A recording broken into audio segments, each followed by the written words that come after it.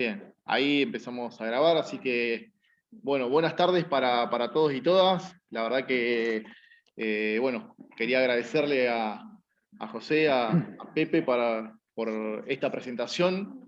Cuando lo convocamos, la idea era que pueda él charlar un poco sobre el tema que es biodiversidad y manejo del suelo, y también que nos pueda comentar un poco sobre su experiencia en Mendoza, específicamente con el cultivo de vid, pero si también él nos quiere comentar otras cuestiones más que él viene trabajando hace muchos años, bienvenido sea. Así que eso va a ser la primera parte de la presentación, y en la segunda parte la idea es que, ahora yo igual después le voy poniendo a las personas ahí en el chat, que puedan escribir sus preguntas en el chat y la vamos a ir respondiendo con Pepe a la vez, así vamos teniendo un orden y más que nada para que no se nos pase ninguna pregunta y eso. Y que la pueden hacer por ahí en el momento que Pepe ahora está haciendo la presentación, entonces yo las voy juntando y después se las voy preguntando.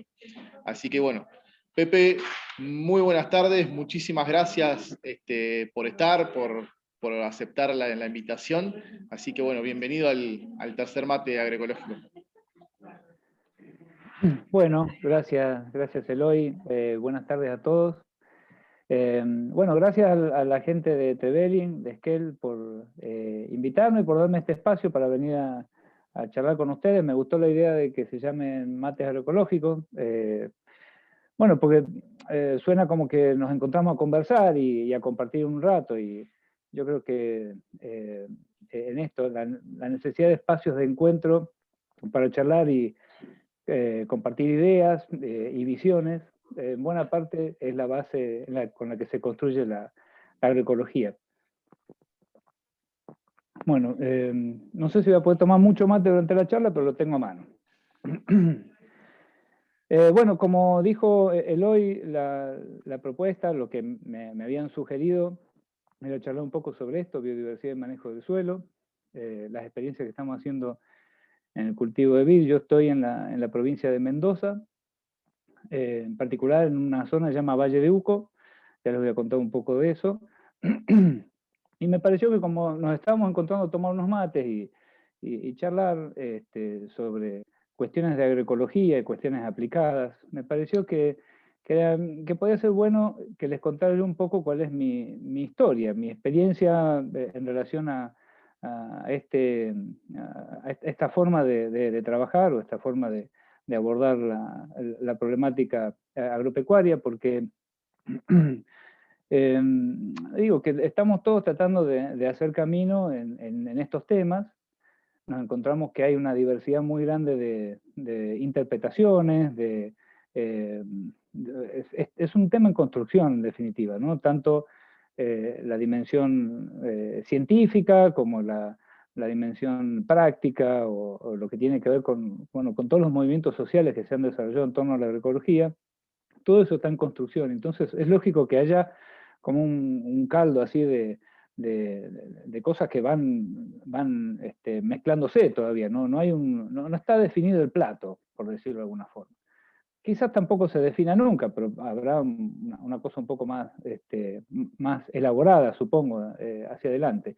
Pero en particular para los que nos hemos formado con el viejo paradigma, ¿sí? Bueno, esto es un proceso, es un camino, ¿sí? Así que, bueno, empiezo entonces mi charla con esta idea de hablar un poco de agroecología, para hacer una introducción a cuál fue mi experiencia, el camino que estamos haciendo con un equipo de gente con la que trabajo acá en la región, y que, bueno, por ahí puede ser inspiradora para otros, le puede servir de referencia o de crítica a otros. Así que con esa idea la presento. Bueno, escuchamos por ahí, sí, que la agroecología es una nueva forma de mirar, ¿sí? Es un cambio de enfoque sobre la realidad, es ver las cosas de otra forma. Escuchamos todo el tiempo hablar de un cambio de paradigma, ¿no? Yo les decía recién, yo me formé en el paradigma, todos nos hemos formado de la primaria, en una forma de entender la realidad distinta a la que intentamos con la agroecología. Y entonces se destaca esto, se hace énfasis, ¿no? en qué es un cambio de paradigma. La agroecología es un cambio de paradigma. ¿Y de qué cambio estamos hablando cuando hablamos del cambio de paradigma? ¿En qué sentido cambia el paradigma, la forma de entender la realidad? Bueno, en principio, yo creo que estos son los tres aspectos que más destacan este cambio de paradigma necesario, ¿no? Digo necesario porque se nos escapa la realidad cada vez más de nuestras posibilidades de entender si no incorporamos estos elementos, ¿no? En primer lugar, la complejidad, ¿no? Cuando hablamos de agroecología, tenemos implícito aceptar la complejidad de lo que vemos. Complejidad no es complicado, ¿eh? Lo complejo no es complicado, no es aquello que es difícil que suceda. Complejidad se refiere al entramado, a un entramado muy diverso, muy intrincado de redes, de conexiones, de relaciones entre todas las cosas, ¿no? Algunas con relaciones por más cercanas, más intensas, y otras menos, pero la interconectividad, ¿sí? Tiene que ver con la conformación de esta complejidad, ¿no? Estamos todos sumamente vinculados, relacionados, aunque no lo querramos aceptar, y esas relaciones, esos vínculos entre nosotros con la naturaleza, entre los distintos elementos de la naturaleza, bueno, modelan la realidad que estamos viviendo. Y que la forma en que mirábamos antes el mundo no nos permitía comprenderlo, no nos permitía entender esa complejidad, ¿no? Antes, bueno, todos, como digo, nos hemos formado en una mirada reduccionista, mecanicista, donde las cosas están muy determinadas, uno puede hacer fácilmente pronósticos. Bueno, la complejidad nos complica para eso, ¿eh? Ahí sí, la complejidad nos complica si no cambiamos de lente para ver este mundo. Y el otro aspecto, ¿no? Decía recién que en la mirada vieja teníamos la idea de que éramos capaces de controlar y de anticipar prácticamente todo, y la verdad es que no es cierto, ¿no? La incertidumbre es una fuerza muy, muy fuerte en la construcción de la realidad de todos los días nuestra.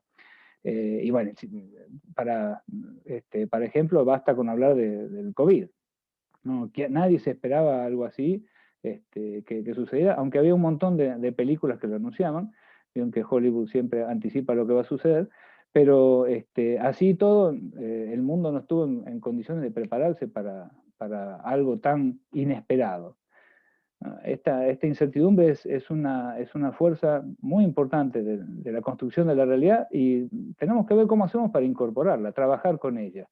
No correrla a un lado, no meterla bajo la alfombra, sino aprender a trabajar con ella. Y esto sí es un elemento muy importante del cambio de paradigma. Y después, la noción de multidimensionalidad.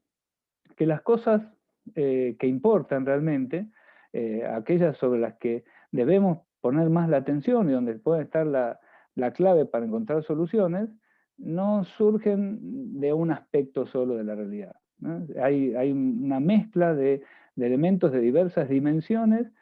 Cuando hablo de dimensiones me refiero, si quieren podemos hablar de las tres dimensiones clásicas del desarrollo sostenible. Esas por lo menos están documentadas en documentos de la ONU, de Naciones Unidas, y que hablan de que hay una dimensión ambiental, una social y una económica.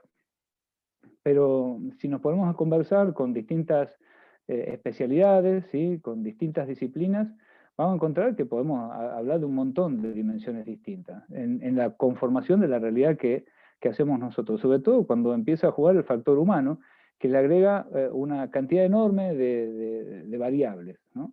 Donde no solo está lo social y lo económico, si empezamos a trabajar más en detalle, sino que aparece también lo cultural, lo histórico, lo espiritual, y bueno, así se empiezan entonces a modelar una realidad multidimensional bueno, que si no nos animamos a abordarla de esa forma, nos quedamos a mitad de camino, ¿no?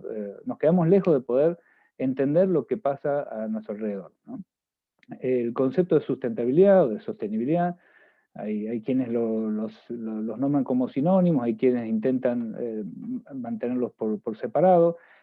no importa acá a esta charla, lo cierto es que en cualquier caso estamos hablando de un concepto que surge de múltiples dimensiones, ¿no?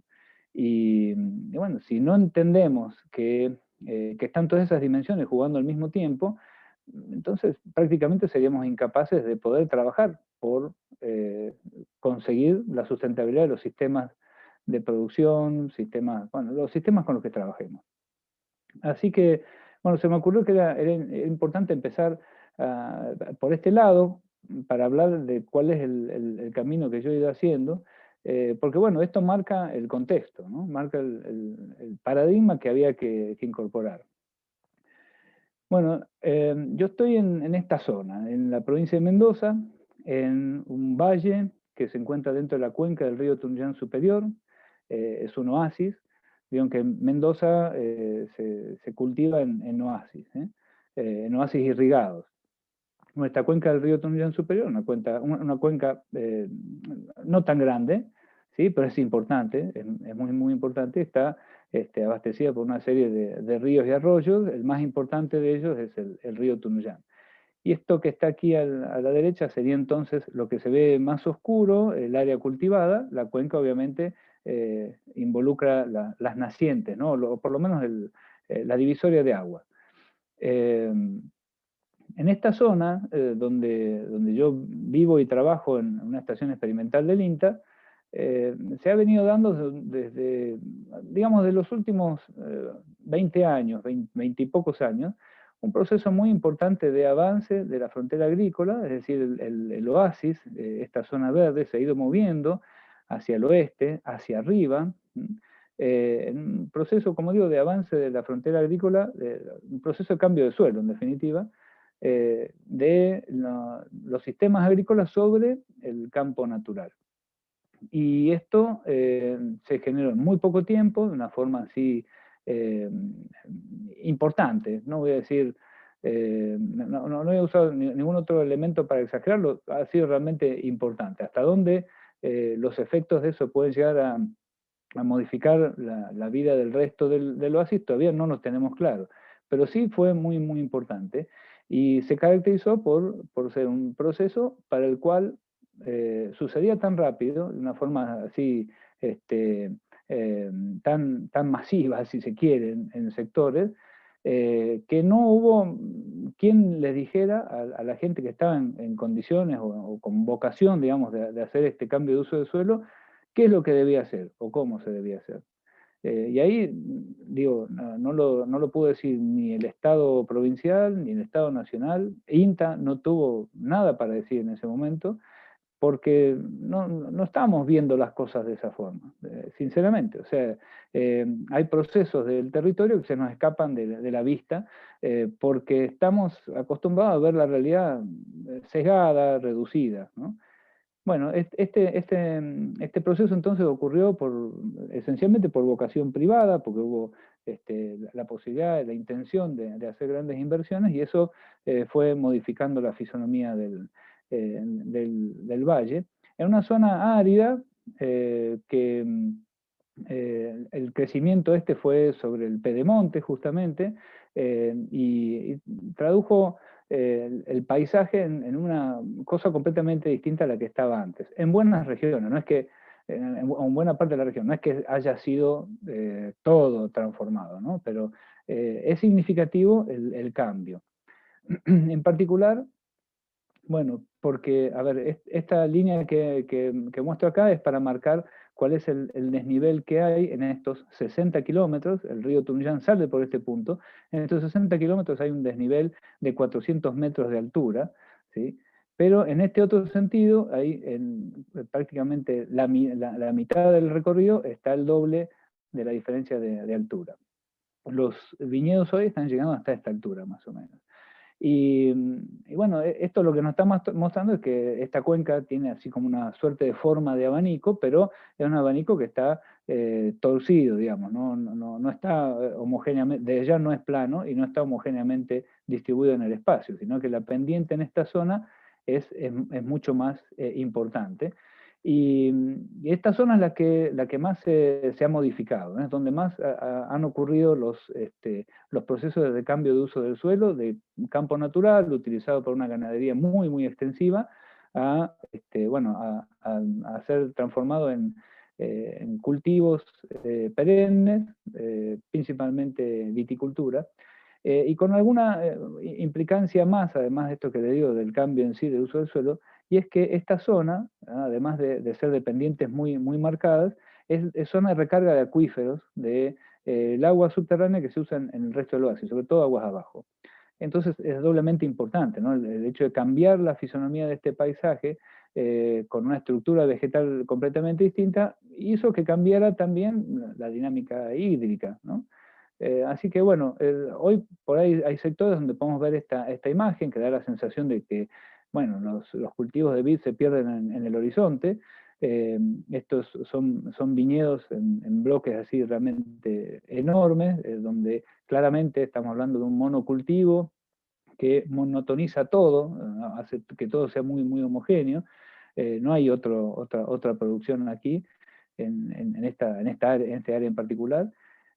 Y en este contexto, entonces, así de cambio, como les decía, ha habido un avance desordenado, no planeado en la frontera agrícola, donde se generalizaron monocultivos, principalmente vid, también ha crecido grandemente el cultivo de nogal, el de durazno, eh, y esto ha alterado la dinámica del paisaje, como les comentaba recién, en un paisaje que por su aridez, por las condiciones en las que está, por las pendientes marcadas, por ser de paisaje de pedemonte, todo eso ha aumentado la fragilidad, ha aumentado potencialmente, porque no lo tenemos medido todavía, pero ha aumentado la fragilidad del paisaje en sí, ¿no? de la región. Ahora, como contrapartida, también hay que marcar que en este contexto territorial tenemos un creciente interés y demanda por modelos de producción alternativos. Alternativos, digamos, a la forma en la que se entendía que se debía hacer el cultivo de vid. Y este interés y demanda que juegan juntos, yo no sé si los podríamos separar mucho, es cierto que la demanda tracciona, me refiero a una demanda de mercado, sobre todo el mercado externo, que está pidiendo o está ofreciendo mejores precios por vinos que vengan de sistemas de producción que tengan mínimo impacto sobre el ambiente y sobre las personas. Eh, bueno, esta demanda de mercado juega muy fuerte, pero eso ha ido generando, sobre todo en el sector vitivinícola, un cambio de conciencia, un progresivo cambio de conciencia, que hoy yo creo que es importante. O sea, ya no es solamente que hay un mercado que nos lleva, sino que empezamos a entender que es posible, es necesario, es importante buscar otras formas de producción. Así es que, bueno, en este contexto territorial nos pusimos a ver cómo podíamos aportar a un proceso que ya se venía dando cuando nosotros, este equipo que armamos localmente, se puso a trabajar. El meollo de esto, o sea, la clave en aquello que entendíamos que podíamos aportar es contestar la pregunta, ¿qué hacemos con el espacio interfilar? Porque en los cultivos perennes, en este tipo de cultivos, como el de la vid o el de los frutales que les nombré, el durazno o el nogal, más del 80% de la hectárea, ¿sí?, es suelo sin cultivo. ¿Se entiende? O sea, estamos cultivando entre el 15, como mucho, haciendo fuerza hasta el 20%, dependiendo marcos de plantación y demás, del del suelo en cultivo. Lo demás es suelo sin cultivo. Y ahí es donde empiezan las mayores diferencias entre modelos de manejo y las mayores posibilidades también para nosotros para generar aportes. ¿Qué hacemos con el espacio entre hileras de cultivo? Pero también está la pregunta de qué hacemos en la línea de cultivo. ¿Qué se puede hacer? O sea, no debe haber nada de vegetación, puede haber algo de vegetación, podemos elegir la vegetación que vaya ahí. La competencia que tenemos idea que pueda haber, ¿es realmente tan grande, tan importante? Bueno, todas estas son preguntas bien básicas, pero que nos llevan a la necesidad de buscar pautas para diseño y rediseño de los agroecosistemas con los que estamos trabajando hoy acá, ¿no? La idea es ver cómo podemos generar nuevos criterios o criterios mejorados en todo caso, para poder reacomodar aquello que se pueda reacomodar, que valga la pena reacomodar, y rescatar desde ya aquello que está funcionando bien también, ¿no? Bueno, nosotros pensamos que para poder meternos con este tema, lo que debíamos hacer, lo que nos allanaba el camino, era meternos con los servicios ecosistémicos. Este es un concepto de servicios ecosistémicos que no es muy viejo, aunque ya tiene, digamos, más de 15 años, pero nos parecía que nos podía dar la forma de acercarnos al diálogo, digamos, con el productor. La idea de servicios ecosistémicos es que estamos aprovechando de la naturaleza funciones que esa naturaleza, digamos, la del ecosistema original que está funcionando donde nosotros pusimos un cultivo. Hay una serie de funciones ecosistémicas que permiten la vida en ese sitio, el ciclado de nutrientes, por ejemplo, ¿sí? la misma captura de carbono, formación de materia orgánica, el cuidado o la protección del suelo frente al proceso de erosión. Bueno, todo esto son funciones traducidas en servicios que nosotros aprovechamos, ¿no? Que la humanidad aprovecha. Entonces dijimos, vamos por el lado de los servicios ecosistémicos. Y esto era ya un desafío, porque en general, productores y agrónomos, por igual, yo soy agrónomo, ¿no? Eh, los productores también están acostumbrados, todos estamos acostumbrados a poner la atención a nivel de planta y de cultivo. Esto es una diapo que suelo mostrar en todas las charlas que doy, porque me parece que es bien gráfica para entender de qué estamos hablando cuando hablamos de servicios ecosistémicos como una posibilidad, una alternativa para generar un mejor diálogo y una construcción, una co-creación más rica de soluciones, ¿no? Ahora, nosotros estamos acostumbrados a poner la atención en la planta o en el cultivo. Es una cuestión de formación. Nos enseñaron a entender cómo funciona la planta, el cultivo, y a lo sumo tratar de comprender de qué forma podemos aportarles mejores recursos naturales a esta planta de cultivo, ¿no? Agua, suelo, cómo podemos ofrecérselos mejor, qué es lo que hace falta para ello. Pero poco ponemos la atención en el agroecosistema. El agroecosistema sería otro nivel distinto, para el cual la verdad es que no nos mucho. Esto es en sí un desafío. Acá en el agroecosistema es donde realmente suceden los procesos que nos pueden facilitar o complicar la cuestión. ¿Mm? Porque si pensamos en la mirada esta de servicios ecosistémicos, o como estamos llamándolo ahora también, contribuciones de la naturaleza a las personas, esta es una vuelta de rosca que le da el panel intergubernamental de biodiversidad y servicios ecosistémicos. Bien, es un panel parecido al del panel de cambio climático, solo que se ha enfocado en biodiversidad. Ahora ya están incluso trabajando juntos, generando propuestas en conjunto, estos dos paneles a nivel internacional. Pero bueno, en definitiva, sepamos que cuando hablamos de contribuciones de la naturaleza, hablamos de servicios ecosistémicos.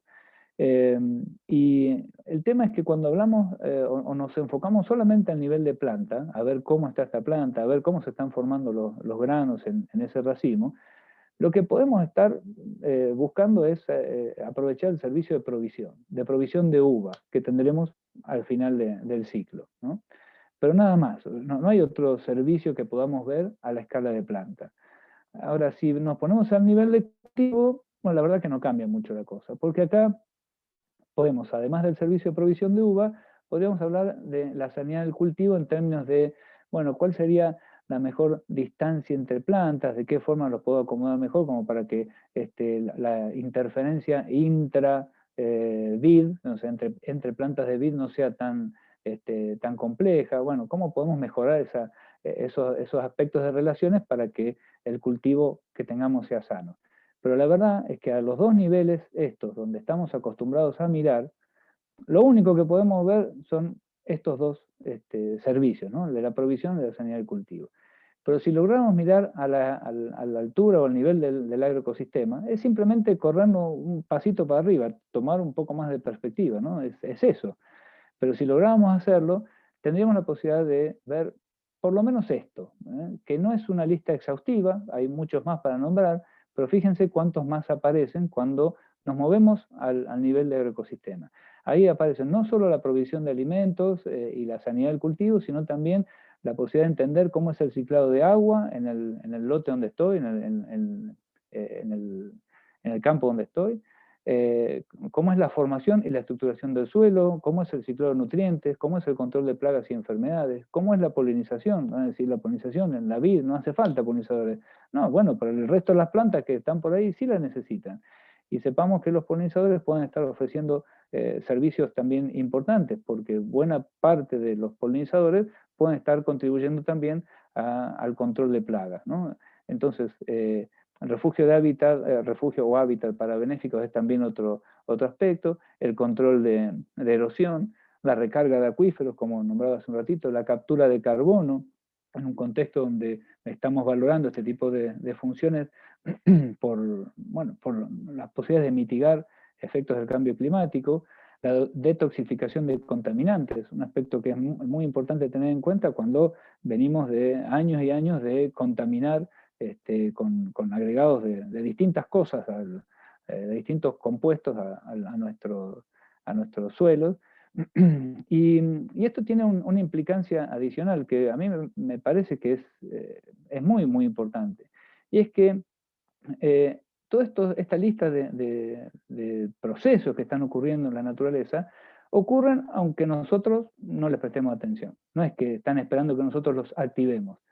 En la naturaleza están activos. Lo que puede ocurrir, sí, es que por acciones nuestras los acallemos, los neutralicemos, pero naturalmente deberían estar funcionando porque es parte de los ciclos de la naturaleza, ¿no? Su funcionamiento es esencial para que la naturaleza, que es la base de funcionamiento de un agroecosistema, funcione, ¿no? Y si en lugar de acallarlos, y en lugar de neutralizarlos con las prácticas que normalmente hacemos, los pusiéramos en valor, ¿sí? Los reconociéramos y los aprovecháramos conscientemente, dijéramos, bueno, la verdad es que quiero poder aprovechar más el control de plagas y la polinización y ofrecer refugio y controlar la erosión y demás. Bueno, con todo esto, nosotros estaríamos ahorrando dinero. Que no es solo pesos, ¿no? En realidad en nuestro país tenemos que pensar que hablamos de dólares, porque todo está en dólares y son los que más duelen. Así que digo que prestarle atención a la idea de los servicios ecosistémicos a nivel de agroecosistema es un desafío grande, si se quiere, pero importante, interesante, porque nos puede dar un montón de ventajas. Que no solo se habla, no solo sería ahorro de dinero, sino también la posibilidad, como en el caso de la vitivinicultura de que estamos hablando, de una diferenciación positiva hacia mercados externos, ¿no? Uno puede poner en valor todo esto, lo que yo estoy haciendo en mis sistemas de producción, no es solamente producción de uva lo que hago, no solamente produzco vino, sino que estoy prestando atención a todos estos aspectos y tengo acciones positivas en ese sentido. Y esto además nos puede abrir puertas a mercados que se vuelven cada vez más exigentes en estos aspectos. Así que bueno, dijimos, esta es la nuestra, tenemos que ir por el lado de los servicios ecosistémicos porque realmente es donde nos pareció que podíamos hacer mejor diferencia en el aporte que podíamos hacer al sector productivo con el trabajo que acercáramos. Entonces, cuando este equipo del que estoy hablando se empezó a juntar en el año 2015, fines del 2014, 2015, dijimos, antes de largar con cualquier cosa, hagamos una encuesta, hagamos un sondeo, principalmente entre colegas que trabajan vinculados al sector vitivinícola en la zona, en la región, para saber a ver de qué forma convendría que habláramos con ellos, ¿no? La encuesta tenía varios aspectos, fue muy interesante este sondeo que hicimos. Fíjense que la mayor parte eran agrónomos, pero bueno, casi una cuarta parte eran biólogos, de la gente que consultamos, estaban en el sector público, en áreas de investigación o de gestión pública, pero también había un importante número de colegas que trabajaban en el sector privado, y había también productores, o sea, gente profesionales que estaban a cargo de viñedos, ¿no? O que gestionaban sistemas de producción. Y bueno, cuando le preguntamos a ellos, qué sabían sobre este tema, si era familiar para ellos el concepto de servicio ecosistémico, de qué se trataba, nos dijeron que, nos dijeron que sí, solamente, que sí nos dijeron el 61%, ¿no? Fíjense que el porcentaje no es malo, ¿sí? Podríamos decir, bueno, casi una tercera parte, perdón, dos terceras partes la tenemos, la tenemos allanada ya, ¿no? Pero cuando empezamos a buscar un poco más en la encuesta y le pedíamos que nos contaran de qué forma lo estaban abordando, bueno, ahí nos damos cuenta que en general no estaba claro el concepto de servicio ecosistémico, de para qué podía servir o en qué era y para qué nos podía servir. Y en general, los que más problemas tenían para entenderlo eran los agrónomos, lo que es cierto, porque no habíamos sido entrenados en esto previamente. Y esto estoy hablando de colegas contemporáneos, ¿no? Los que están trabajando hoy activamente en el agro son gente con la que hemos compartido etapas de formación también. Así que, bueno, la encuesta, por suerte, se nos ocurrió preguntar si alguna vez habían escuchado hablar de la biodiversidad, si sabían de qué forma podía servir y cómo entrar por acá. Bueno, justo me apareció el cartelito y me cegué en el comentario, pero la verdad es que el 100% de las personas nos contestó que sí, habían escuchado hablar de la biodiversidad, y todos después nos decían que sabían que la biodiversidad podía ser positiva para arrancar con trabajos de mejora de la gestión de un sistema productivo, de un viñedo en particular, ¿sí? Lo que sí ocurría por ahí es que los agrónomos no sabían por dónde, sabían que era importante, pero no sabían cómo tomarlo. Y los ecólogos que por ahí sabían sí, o los biólogos que sí, por ahí se les ocurría qué se podía hacer, bueno, no sabían cómo llevarlo al agro eso, ¿no? Bueno, esto en todo caso generó el comentario que, bueno, hace falta que las facultades de biología y de agronomía se encuentren a algo más que un café, digamos, ¿no? Para tratar de allanar el camino, porque hay ideas, hay conocimientos, hay propuestas de los dos lados, pero falta que se encuentren. En nuestro caso, a nosotros nos sirvió para decir, bueno, si todos entienden de qué hablamos cuando hablamos de biodiversidad y entienden que puede ser una solución, puede ser un camino, puede ser la punta, entonces vamos por aquí. Y entonces fue así que armamos a partir del 2015 este equipo, lo llamamos Equipo Multidisciplinario de Biodiversidad en Viñedos y Montes Frutales, es bastante pretencioso el nombre. Es un equipo que cada tanto se agranda, cada tanto hay que agregar una pelotita más, y que desde el 2015 venimos haciendo el trabajo hasta donde podemos, ¿no? O sea, con lo que tenemos, pero con buenas repercusiones, creemos, ¿no? Con importantes empresas del sector que se acercan a trabajar en conjunto, ¿sí?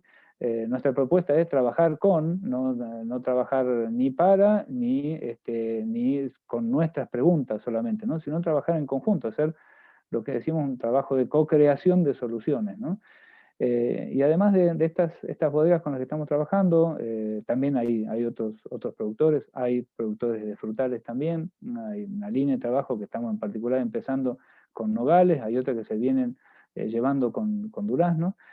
Bueno, además de eso, nos hemos vinculado hace un par de años con el Ministerio de Ambiente y Desarrollo Sostenible, porque bueno, nos invitaban a formar parte de un proyecto GEF que tienen actualmente sobre justamente biodiversidad y manejo sustentable de tierra, así que, bueno, estamos también vinculados a ese nivel, y bueno, y con Biota, que es una asociación que está formada acá, es una ONG formada acá en Mendoza, que tiene como función o principio aportar a la conservación de biodiversidad en los sistemas de la Argentina. Bueno, con todos ellos estamos interactuando, trabajando y generando distintos proyectos, distintas líneas de acción. ¿Cuáles fueron los supuestos con los que nos manejamos? Les cuento un poco también para entender cuál es el punto de partida. Porque, insisto, creo que este relato les puede servir a otros como forma para entender qué es lo que se podría llegar a hacer en los sitios donde están, o qué es lo que no se debería hacer en los sitios donde están, ¿no? Bueno, en principio partimos de esta zona de la que les hablé antes, ¿sí? La zona del Alto Valle de Uco, la zona del Pedemonte, donde se ha ido modificando mucho el paisaje. En esta zona los cauces naturales se mantuvieron vegetados y entonces encontramos paisajes como este, ¿no? De vista cercana, metidos dentro de la finca, podemos encontrar cauces naturales que se han mantenido con la vegetación nativa de la zona, que está dominada por arbustos, y entre ellos jarilla es uno de los más comunes, y bueno, están lindando con el viñedo, ¿no? Y eso nos daba la posibilidad de hacer estudios, de ver qué pasaba cuando el campo natural estaba más cerca o más lejos del viñedo. Y dentro de los supuestos con los que partimos es que, bueno, que estos parches o corredores de vegetación natural que se ven aquí, por un lado, en la medida que los conservemos, ¿sí? Una mayor conservación de hábitats naturales nos daría una mayor diversidad de organismos benéficos, una mejor conectividad de la vegetación, o sea, la misma vegetación natural estaría más fácilmente conectada y sería más fácil conservarla en principio. Esto nos daría también mayor heterogeneidad ambiental y todos estos elementos contribuirían a una menor vulnerabilidad del sistema. ¿Vulnerabilidad en qué sentido? Sí, por ejemplo, frente a los efectos que está generando el cambio climático en la zona. Una forma de mitigar podría ser esta, ¿no? El hecho de que haya mayor conservación de hábitats naturales. En principio, porque hay mayor biodiversidad dando vuelta, y eso, otro de los supuestos con los que nos manejamos, pero podríamos tomarlo como un principio principal dentro de la agroecología, es que en la medida que haya mayor biodiversidad funcional en los sistemas que manejamos, más fácilmente van a poder auto mantenerse, ¿no? Controlarse ellos mismos, digamos, el mismo sistema. Va a poder regularse naturalmente. Bueno, este es un conjunto de supuestos. Por otro lado, decíamos, con respecto a la cobertura de suelos en los sectores donde no hay cultivo. En la medida que hubiera mayor cobertura, habría menor riesgo de erosión. Eso es fácil de entender. Estamos hablando de un sitio donde es un territorio donde las pendientes son marcadas, son importantes, donde las lluvias de verano son intensas, donde sí cae mucha agua en poco tiempo, y donde también tenemos los efectos del sonda, que es un viento tradicional del oeste central de la Argentina, y bueno, tener el suelo cubierto es, sin duda, podemos fácilmente entender que nos aporta menor riesgo de erosión. Pero también, en la medida que tuviéramos una cobertura más diversa, más biodiversa, ¿sí? El ciclado de todo, de nutrientes, de agua, sería más dinámico, ¿no? Los flujos de materiales, los flujos de energía, serían más dinámicos en ese ecosistema. Y eso, como decía recién, permitiría una autorregulación más saludable del sistema. Por otro lado, nosotros pusimos atención particularmente a las plantas con flor, ¿no? Las dicotiledóneas con flor, nativas que viven en la zona. Por un lado, porque no es que descartamos a las gramíneas o a las poáceas, ¿no? Esas sin duda son importantes, pero ya había un concepto marcado entre muchos colegas en cuanto a que cultivar el interfilar con gramíneas era una actividad positiva, porque protege el suelo, como decíamos recién, de la erosión, pero también la forma de las raíces, las matas que hacen las gramíneas, contribuyen a la formación de materia orgánica, a la conservación de agua, bueno, todos aspectos positivos que vale la pena poner en relieve. Pero el tema es que estas gramíneas no aportan a lo que tiene que ver con los servicios de polinización, y muy sesgadamente a aquello que tiene que ver con control de plagas. Entonces nos parecía que era importante poner en valor, rescatar aquellas especies nativas que fácilmente podrían estar presentes en el sistema, aportando flores atractivas para insectos benéficos en particular. Planteamos que en la medida que hubiera mayor diversidad de dicotiledonias nativas en particular, bueno, habría mayor diversidad de enemigos naturales y eso contribuiría, ¿sí?, también a la autorregulación del sistema y a no tener que andar preocupándonos por hacer grandes inversiones en control de plagas. De hecho, en los estudios que hicimos encontramos una diversidad de insectos benéficos con función de parasitoides o de depredadores que podrían estar, digamos, siendo antagonistas de las principales plagas que puede tener la vid, ¿no? Me refiero en particular a la polilla de la vid, que es una plaga que no hace mucho tiempo entró a la Argentina. Y luego también nos planteamos respecto a la posibilidad de generar refugio y recursos para otra fauna benéfica, además de los insectos de los que hablamos, bueno, que en la medida que hubiera mayor heterogeneidad ambiental, en estructuras, sobre todo vegetales, bueno, también podríamos tener mayor diversidad de aves insectívoras. Ahora esto también lo podríamos promover con cajas nido, por ejemplo, hicimos algunos estudios en este sentido, y bueno, este era otro conjunto de supuestos con los que nos empezamos a manejar para empezar a trabajar en aquel momento.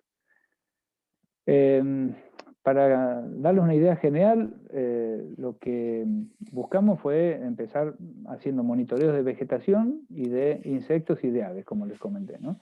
Esencialmente para entender qué era lo que teníamos, qué biodiversidad había, cómo variaba entre condiciones, nos metimos por este lado. Les muestro así a grandes rasgos. Qué linda, negro, la charla. Acá, Sí, está grabando, me dijo, y lo va a subir a YouTube. Acá les muestro entonces un esquema con los 4 ambientes en los que empezamos a hacer los primeros estudios, como para entender qué cambiaba en cada situación, ¿no?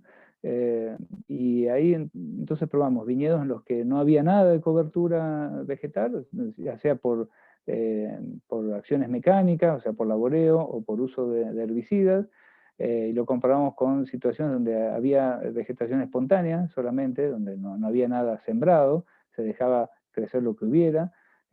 Lo comparamos con otros viñedos con vegetación implantada, y todos estos con la situación que ocurría en un campo natural lindero, ¿no? Para tratar de entender qué es lo que estaba sucediendo entre ellos, ¿sí? O sea, qué cosas había similares o distintas entre ellos.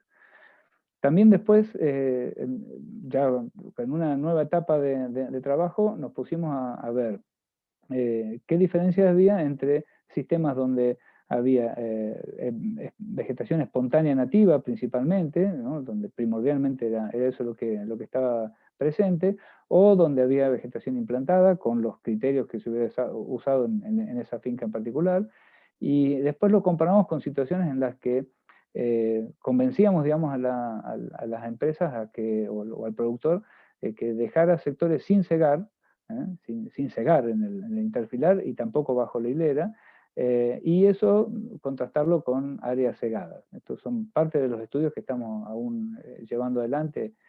Hay en particular una beca, una tesis doctoral dando vuelta en esto. Y más recientemente empezamos a ver de responder estas otras preguntas, ¿no? ¿Qué pasa con la hilera? ¿Qué hacemos en la hilera?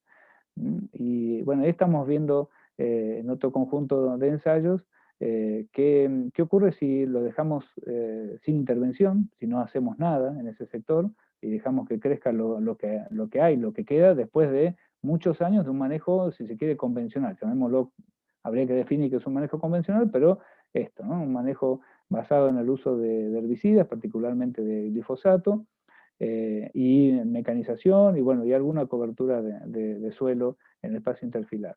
Y esto lo contrastamos, entonces, este espacio sin intervención lo contrastamos con el control mecánico de la vegetación de hilera, esto usando una máquina que se ha extendido acá en la zona, se la llama intercepadora, es un implemento que lo que hace es trabajar los espacios entre cepas de vid. Lo comparamos con el manejo que se venía haciendo en la finca, que era el de uso de herbicida, y después con el uso de especies implantadas, especies exóticas en este caso. La verdad es que nos gustaría poder usar vegetación nativa, pero no tenemos disponibilidad de semillas o de plantines para poder trabajar con esto. Que no es una locura, porque en otros países vitivinícolas, o sea, otras regiones vitivinícolas del mundo, ya hay la posibilidad de conseguir conjuntos de semillas, paquetes de semillas de vegetación nativa para sembrar. Bueno, esto era para tener un pantallazo de las cosas en las que venimos trabajando, donde estamos poniendo la atención hasta ahora. Hay otras más, yo lo estoy trayendo en particular las líneas que venimos trabajando en BID, como les decía, están lo que estamos trabajando en durazno y lo que estamos empezando a ver en cultivos de nogal. Y en líneas generales les podría comentar algunos avances que tenemos hasta ahora. El primero, antes de leerles este que dice acá, ustedes lo pueden ir leyendo, es que, y esto es algo que se repite bien marcadamente, cada finca es un mundo. Entonces, o sea, realmente lo que encontramos vale para esa finca en particular, ¿no? Es decir, las especies presentes, las relaciones que podemos identificar son típicas de ese lugar. Pero sí hay algunos patrones que se repiten entre ellas, cosas que podemos tomar como ideas generales, de las cuales nos pueden surgir recomendaciones valiosas para pensar en el diseño o el rediseño. Entonces, partiendo de esta idea de que cada finca es un mundo y que claramente no va a haber posibilidad de hacer recetas, sí podemos sacar ideas generales. La primera es esta, que conservar parches de vegetación natural aumenta la riqueza y la diversidad de dicotiledóneos en el agroecosistema. Y esto, como les conté, era uno de los aspectos donde más quisimos poner la atención, ¿no? El hecho de cómo podíamos promover que hubiera dicotiledóneas, en particular aquellas nativas. ¿Por qué? Por un lado porque son gratis, o relativamente gratis, y es que hay que conseguir la semilla para recuperarlas si se han perdido el lugar. Pero después porque son plantas que ya están adaptadas a las condiciones climáticas donde estamos nosotros. No hay que andar haciendo esfuerzos adicionales para regarlas, para alimentarlas. Son plantas que, en tanto les demos las condiciones apropiadas, solas van a encontrar cómo ocupar el sitio, ¿no? En principio eso es un poco la idea con la que nos manejamos. Así que bueno, eso encontramos. Hasta acá, de los estudios que venimos haciendo, lo primero es que es muy importante conservar parches de vegetación natural. Y esto es algo que no necesariamente está siendo tenido en cuenta hoy cuando se diseña un viñedo. Y debería empezar a considerarse cuando se haga rediseño, ¿no? Cuando se piense cómo mejorar un viñedo ya existente. Otro aspecto es que la riqueza y la diversidad vegetal son mayores en esos parches. Bueno, esto refuerza la necesidad de conservar esos parches. O sea, no es solo las dicotiledóneas, sino que en general son sitios, son reservorios de biodiversidad estos parches de vegetación natural. Tienen otras implicancias. Y es que, bueno, las coberturas vegetales permanentes favorecen la diversidad de controladores de plagas. Esto es algo que lo pudimos comprobar al contrastar las observaciones de vegetación que hacíamos con la presencia de insectos. En particular nosotros pusimos atención sobre los himenópteros porque son un grupo de insectos que aporta fundamentalmente a dos servicios ecosistémicos que están relacionados con el control de plagas, por un lado, a través de funciones como decía antes, el parasitoidismo o la predación, pero también está el servicio de polinización. Y digo que aparte es un grupo que es relativamente fácil de monitorear, más complicado de identificar. Pero bueno, es cuestión de conseguir quien nos pueda dar una mano en eso, ¿no? Y otro aspecto también para destacar es que los laboradores del suelo eliminan refugios para fauna benéfica. Y esto es algo que en general los colegas y los productores no lo tienen en cuenta, no está siendo considerado esto.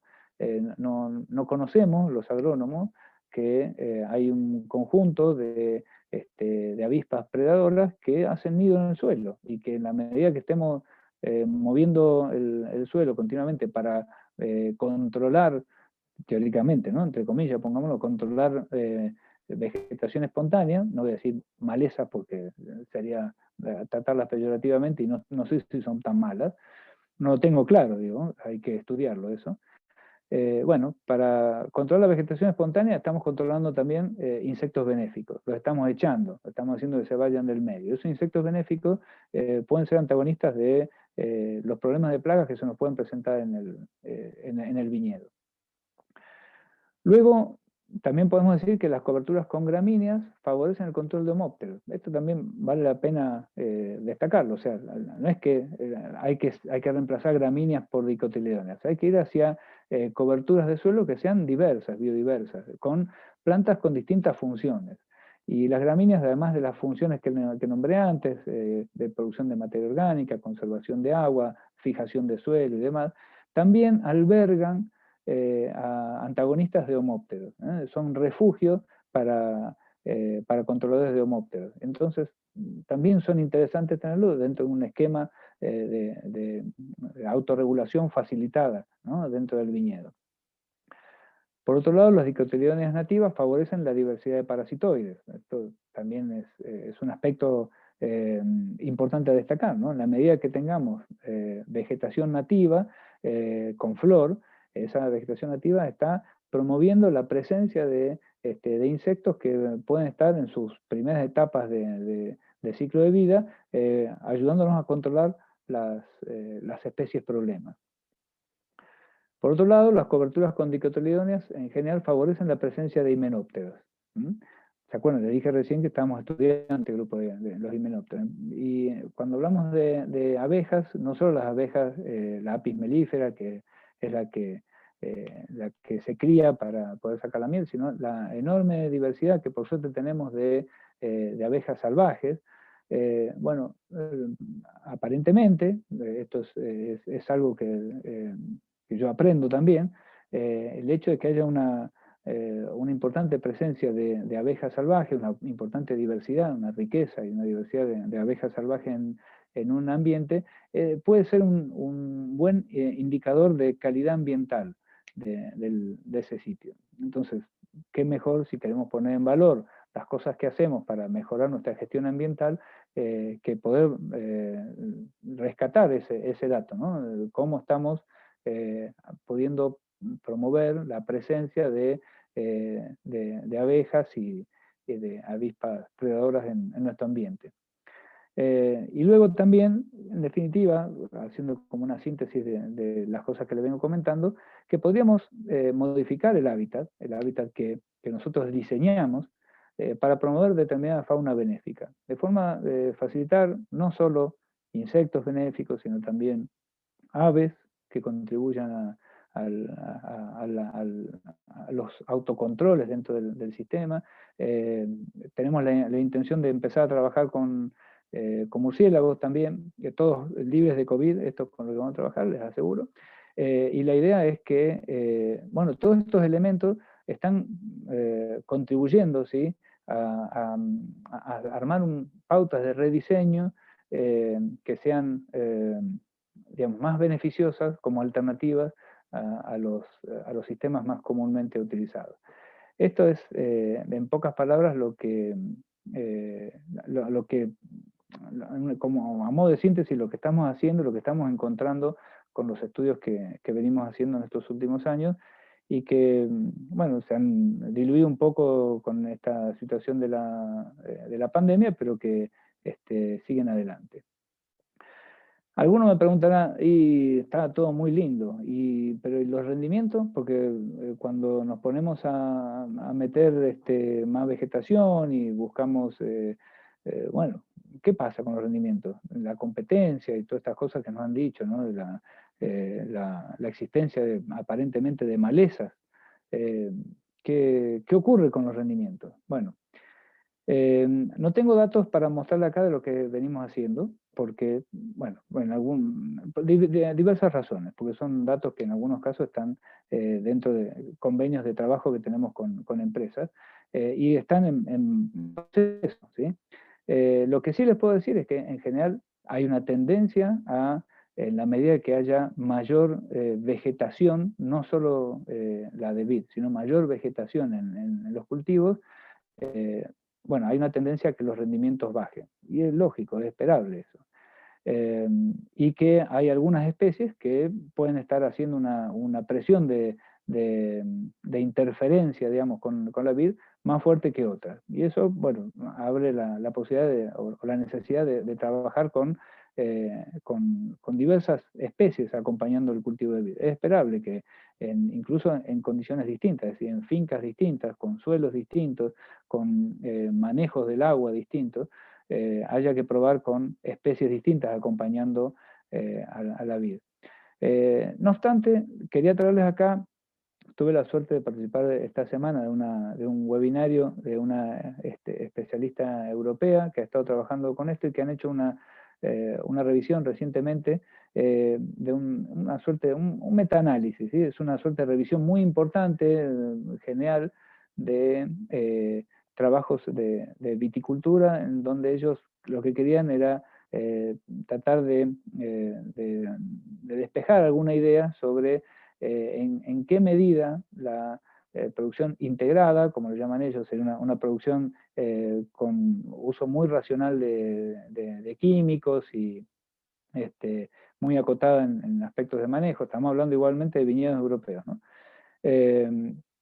Bueno, compararlos estos con modelos de viticultura orgánica y biodinámica. Y ellos encontraron que, según lo que dice la bibliografía, ¿no? Antecedentes, en algunos de ellos algunos de los antecedentes son de ellos mismos, ¿no? Pero este grupo de trabajo encontró que digamos, se podía ajustar bastante bien la idea de que la viticultura orgánica y biodinámica muestra pesos de poda 21% menores que la viticultura integrada. Esto hablando de crecimiento, growth, como dice aquí, bueno, nos indica que tenemos estos niveles de reducción o de diferencia entre una situación orgánica y biodinámica y una integrada. Cuando hablamos de rendimiento, no de crecimiento, sino de rendimiento, ellos encuentran que en este análisis que hacen de una gran cantidad de trabajos, encuentran que la viticultura orgánica y la biodinámica muestran rendimientos 18% menores que la integrada. Esto, como digo, en bibliografía en general, ¿no? De distintos años.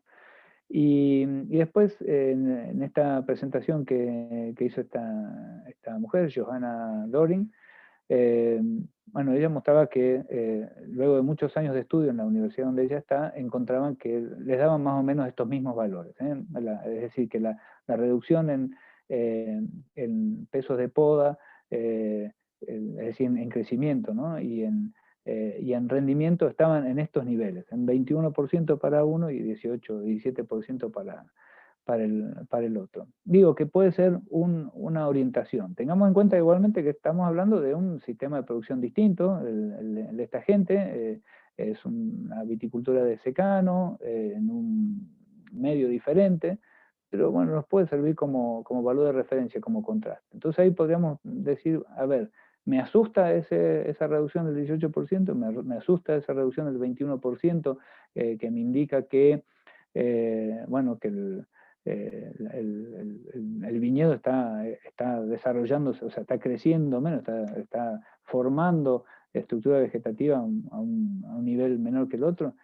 Y en ese punto, ver qué decisiones puedo llegar a tomar en este sentido, ¿no? No digo que sea lo que está sucediendo acá. Nosotros lo que nos está dando es que a nivel de los estudios que estamos haciendo, las diferencias de rendimiento en general no llegan a ser significativas entre sí. Estos casos, los que ellos están estudiando en esta universidad europea, sí llegan a establecer diferencias significativas entre, o sea, estadísticamente hablando, entre la viticultura integrada y la orgánica y biodinámica.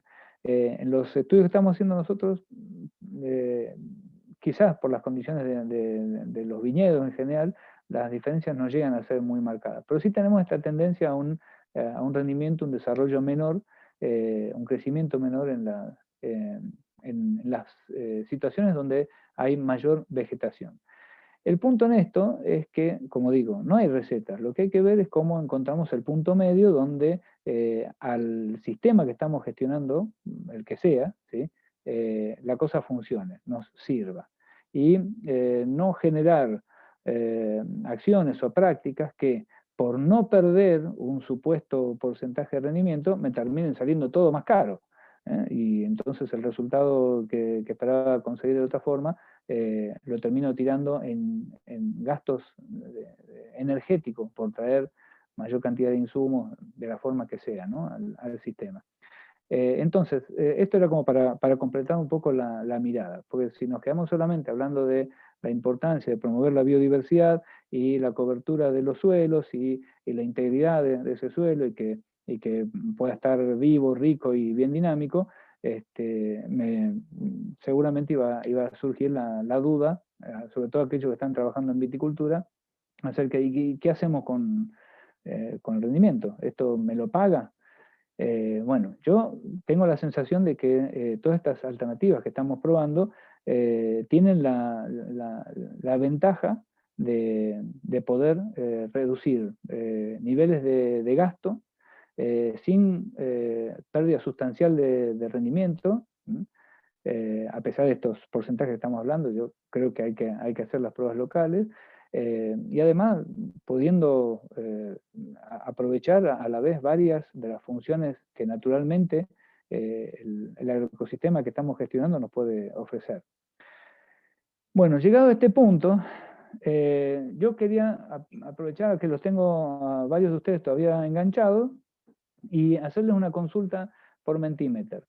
No sé si lo han hecho alguna vez esto, si han probado. Yo lo que voy a hacer es, en el chat, esperen que lo encuentro, en el chat yo voy a poner un link y les voy a pedir que ustedes en ese link entren, o sea, entren con el link que les estoy mandando ahora, y ahí van a encontrar una consulta online.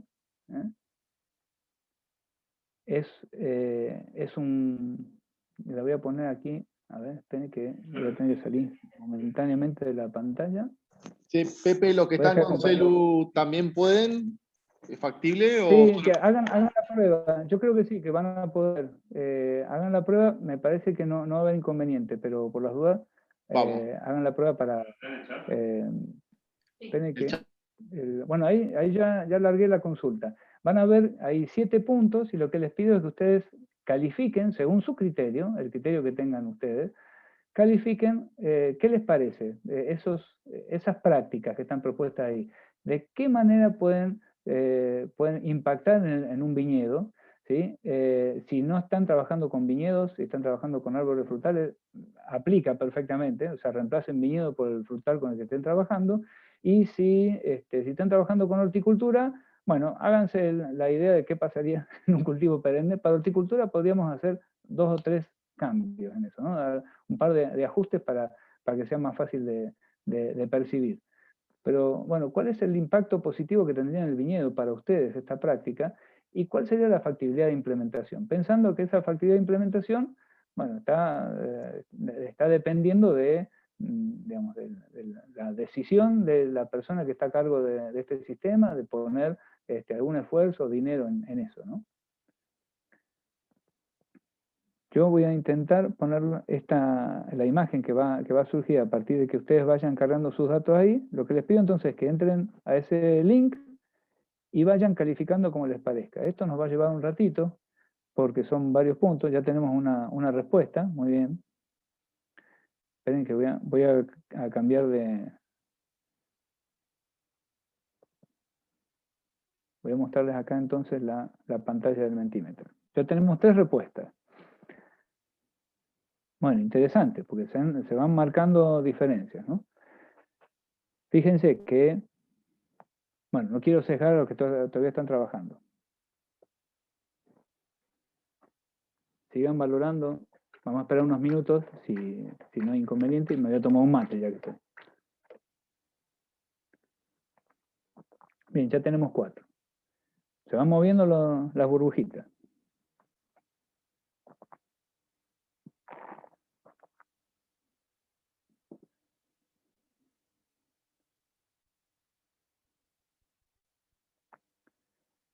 Bien, ya tenemos 5.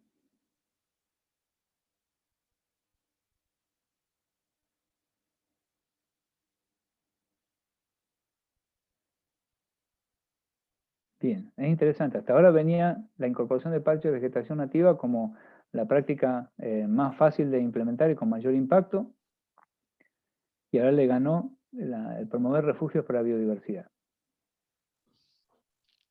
Ya tenemos 11 respuestas. Bien, gracias. Sigamos a ver si alguno quiere sumar alguna más.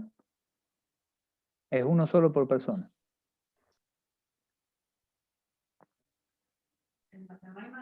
Ahí falta un par de personas, Pepe. Bueno. Un minutito. Sí, no, yo lo mantengo.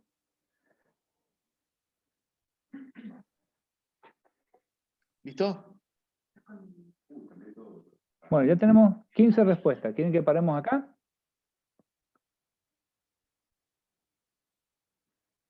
Si alguno... Bueno, si no paramos, Bueno, paramos, acá Pepe. tenemos 16. Bueno, se han ido acomodando y al principio parece que los primeros que contestaron fueron muy entusiastas porque han disparado todos hacia el cuadrante derecho superior y ahora se han ido acomodando más hacia el centro. O sea, nos hemos vuelto un poquito más conservadores en la expectativa que podíamos tener sobre esto. Pero bueno, para destacar como interesante, el cegado en la hilera en general lo ven todos como de bajo impacto positivo y baja factibilidad de implementación. Está bien, tiene sentido porque realmente está difícil hoy. Pero sepan que hay máquinas que lo pueden hacer, eso, ¿no? No las tenemos en la Argentina, o si hay, entiendo, me habían dicho que había una que estaba muy cara de conseguir, pero digamos, puede ser uno de los puntos donde más fácilmente, en la medida que consigamos cómo comprarla esa máquina, que más fácilmente podrían solucionarse en esto, ¿no? Manejar la vegetación en la hilera del cultivo con una segadora que funciona parecido al funcionamiento de las intercepadoras que están dando vueltas por acá, que con un brazo que entra y sale, no es una cosa nueva, en otros países. En Australia hace tiempo que se usan en distintos cultivos, no solo en vid. Bien, lo de los refugios para la biodiversidad se marca como el de mayor factibilidad y el de mayor impacto positivo. Es interesante eso. Dentro de todo me alegra, me parece que está muy bueno. Va muy de la mano del 7, ¿no? De incorporar parches. Y esto de promover plantas con flores dicotiledóneas también aparece, ahora quedó como la de mayor factibilidad de implementación y mayor impacto positivo. La otra que aparece medio baja es el cegado del interfilar, ¿no? Sin embargo, sí, la otra que aparece medio baja es la del cegado del interfilar, que, bueno, sin embargo es una de las prácticas más a mano, ¿sí? Pero, o sea, como factibilidad de implementación, entiendo que podría ser alta, y en el impacto positivo en el viñedo, creo que también podría, pero bueno, está muy buena esta nube que se formó, ¿sí? Son 23 respuestas, y yo diría que por lo menos para los que estamos hoy aquí presentes, esto nos da una punta, un punto de partida, ¿sí? Para decir, ¿por dónde me conviene empezar? Si yo quiero hacer un cambio hoy en la forma que estoy haciendo las cosas. Y bueno, acá tenemos el acuerdo, el consenso, ¿sí? De 23 que somos acá, para trabajar sobre estos puntos. Fíjese, cuando me acerco me muestra la dispersión del 5 es enorme, hay gente que le puso casi de 0 el valor y otro que lo puso muy arriba, en el 7 también es muy importante, en el 3, bueno, en general la dispersión ha sido importante en todos los casos, ¿no? Pero bueno, tenemos el acuerdo, el consenso de todos los que somos aquí. Y bueno, habría que, si ustedes tienen ganas de ver cómo empezar a cambiar el diseño de los agroecosistemas en los que están, acá tenemos una punta, podríamos empezar por acá, ¿no? Esta sería el punto de partida para la próxima temporada, a ver cómo hago para poder incorporar estos aspectos de mejora. Bueno, gracias por la participación.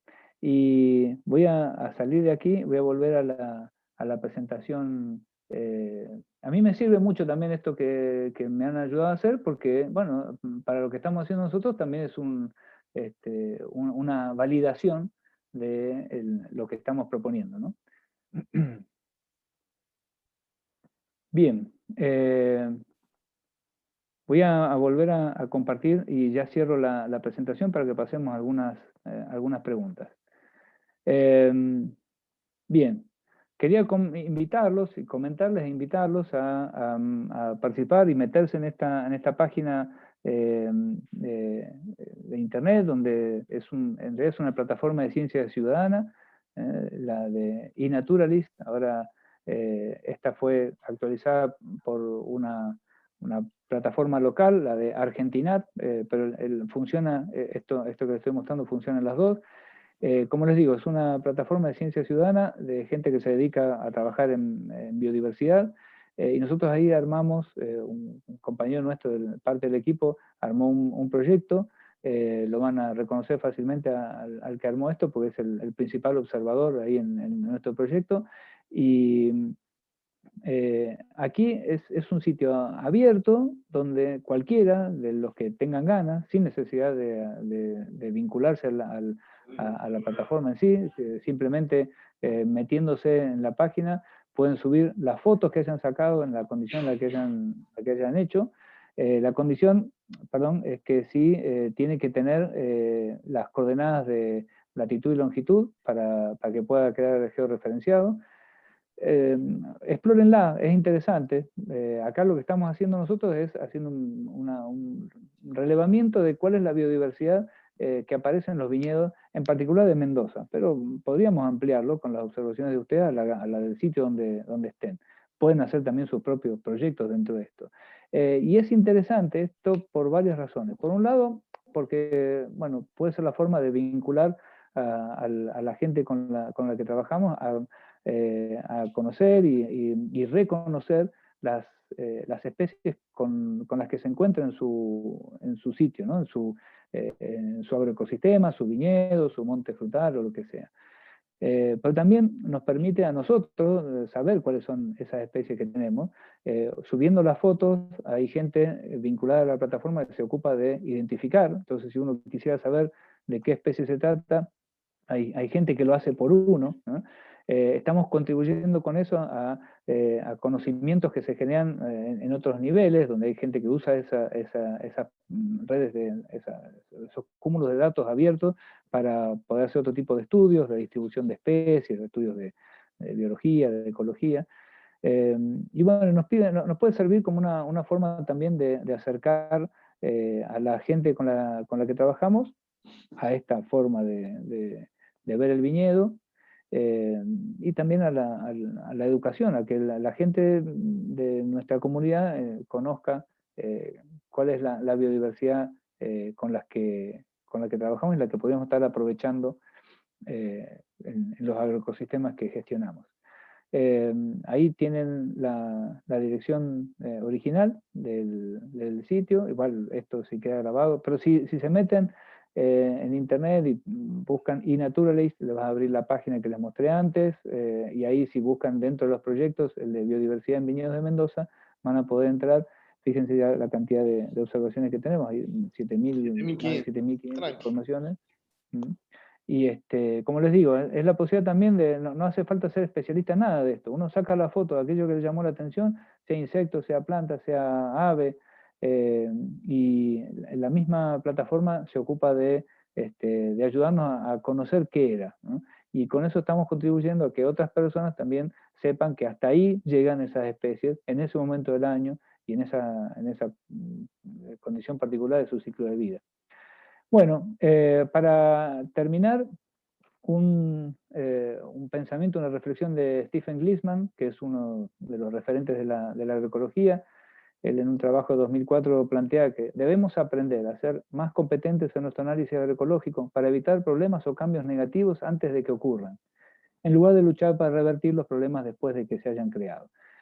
un poco esto creo que alinea lo que les quise contar cuando empecé mostrándoles que llegamos tarde a tratar de generar propuestas, ideas a un proceso de modificación que había ocurrido en el territorio de nuestra área de influencia de INTA, y que, bueno, ahora estamos yendo atrás, ¿no? Tratando de acercar ideas cuando ya las cosas fueron hechas y no llegamos a tiempo para decirles, estaría bueno que dejaran parches de vegetación nativa, más de los que han quedado, no solamente en cauces vegetados, porque eso es un punto de mejora muy importante para la dinámica de la finca y del paisaje en general, ¿no? Bueno, hasta aquí, gracias por la atención, quedo dispuesto a preguntas y bueno, quería decirles que intenté con esta charla aportar a estos 3 objetivos de desarrollo sostenible de Naciones Unidas, al 15 de vida de ecosistemas terrestres, el 13, acción por el clima, y el 2, hambre cero. Gracias.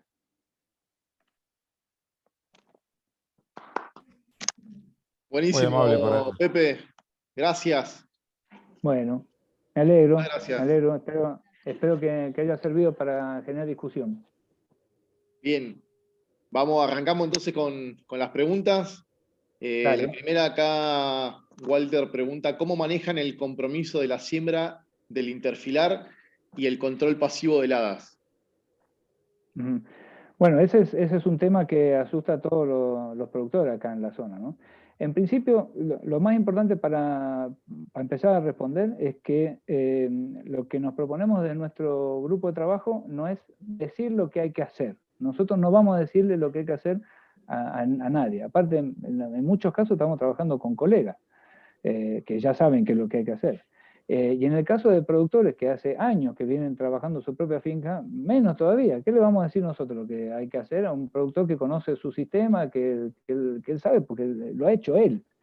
Entonces, empezamos por ahí. Entonces, a partir de trabajar con esa idea, de que lo que nos interesa es que él nos diga cuáles son sus dudas, que ellos planteen cuáles son sus interrogantes, lo que buscamos es soluciones a esos interrogantes. Cuando hablamos de vegetación interfilar, siempre sale la idea esta. Y la respuesta es, el compromiso lo define el que está a cargo del sistema de gestión, no lo definimos nosotros. O sea, no lo define el equipo de investigación, si se quiere, es parte del trabajo conjunto que hacemos.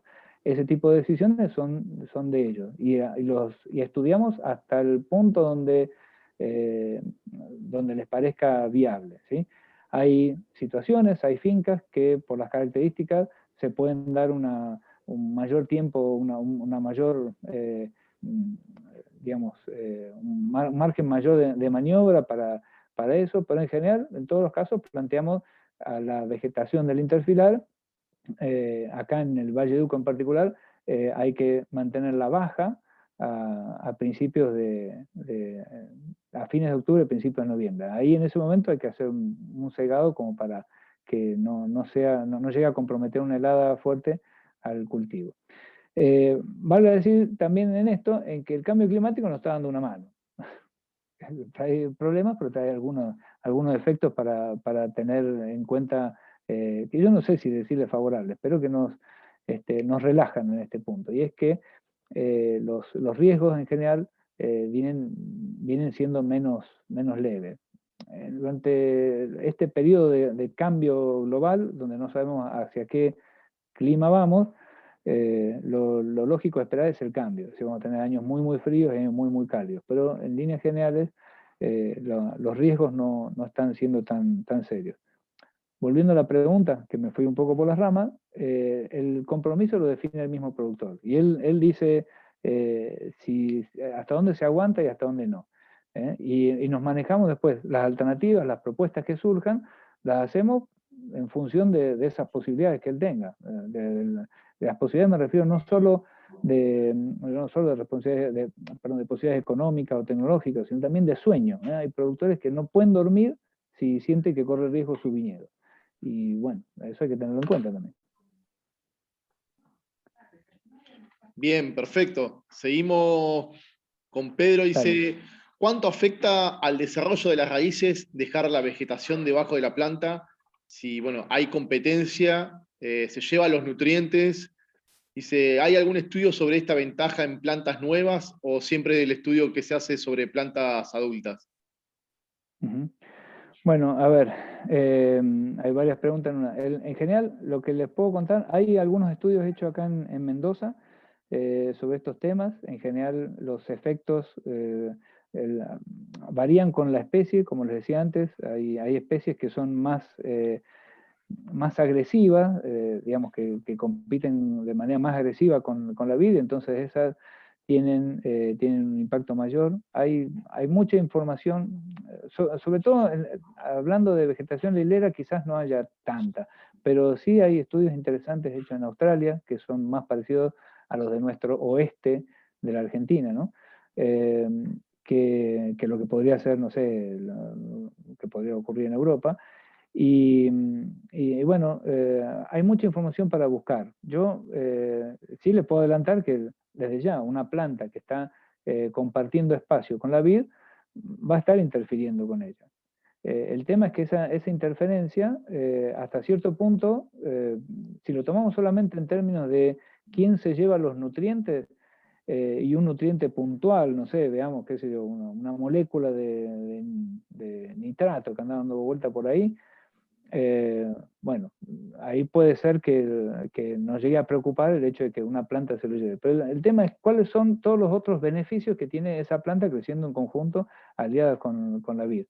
Hay estudios que ya están contando la red intrincada de conexiones que se dan a nivel de raíces entre las distintas plantas que están en un cultivo y cómo todo eso colabora con los microorganismos del suelo.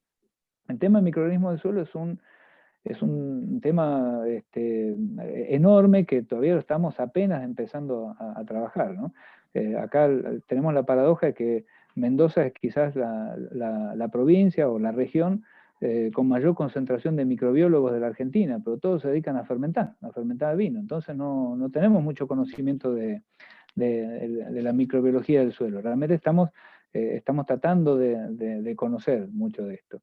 Pero de los estudios que se vienen dando en distintas partes del mundo, aparece esto, ¿no? Que realmente hay una red sumamente intrincada de conexiones a nivel de suelo entre microorganismos y entre raíces que ponen en valor realmente un montón de otros beneficios, además de, bueno, de estas interacciones que podríamos llamar negativas, quién se lleva el nutriente. Y sobre eso todavía nos falta información. En general, de todos estos temas que estamos charlando, falta mucha información.